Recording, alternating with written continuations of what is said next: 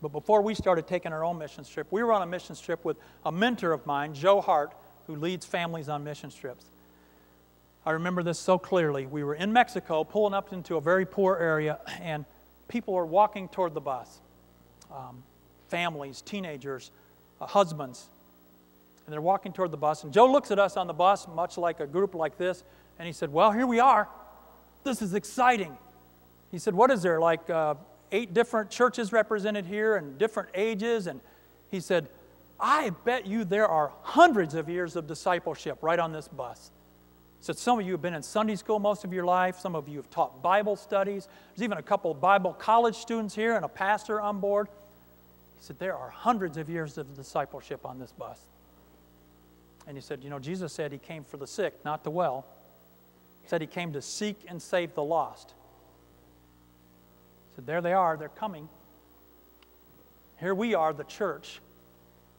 And then he said, if we don't know what to do when we step off this bus, there's a problem. Friends, it seems sometimes that when we walk through these doors, we aren't sure what to do. And yet, God has already promised us His Holy Spirit. Acts 1:8, He's promised us His Holy Spirit that He would be with us.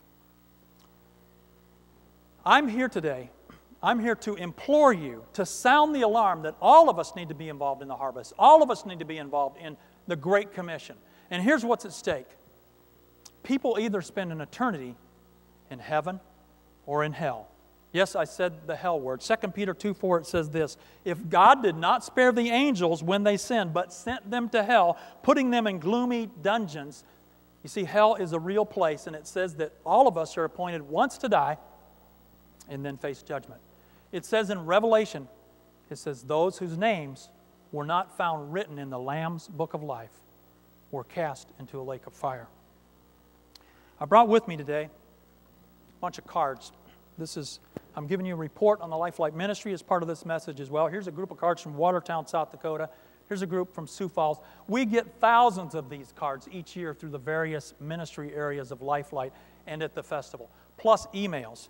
You'd be amazed at what's on these cards. We're very protective of these because these are people. And they'll check a box on these cards that says, I prayed to receive Christ for the first time, or I'm making a recommitment of some sort. But then they'll put prayer requests on here. Here's one.